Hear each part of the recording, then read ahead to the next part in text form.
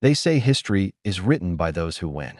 But what about the stories of those who tried and failed to change its course?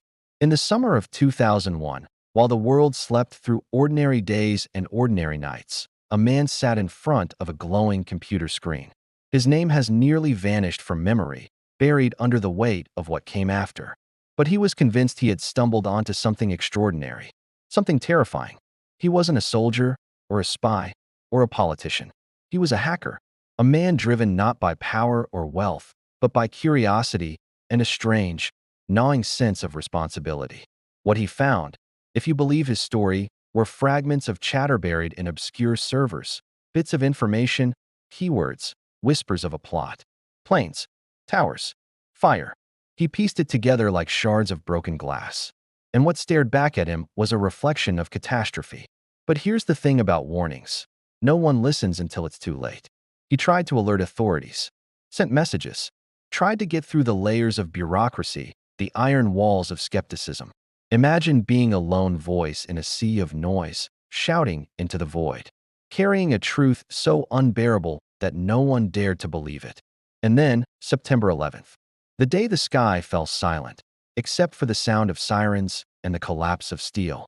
Afterward, his story became a shadow. Some dismissed him as a liar, a conspiracy theorist, someone rewriting his own role in history. Others believed he had truly seen it coming and was crushed not by planes, but by the indifference of systems too rigid to hear a stranger knocking at the door. Think about that for a moment.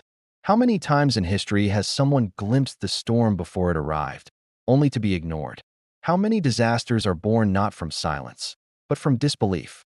The hacker lived the rest of his life haunted by the question: if someone had listened, could things have been different? Could thousands of lives have been spared? We'll never know. What we do know is this: the most dangerous knowledge is not always hidden in classified files or secret vaults.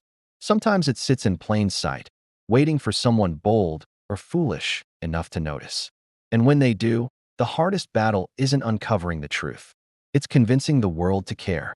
The hacker who tried to stop 9/11 never became a hero. He became a ghost in the margins of history. But in those margins, in the fragile space between warning and tragedy, lies a question we're still struggling to answer.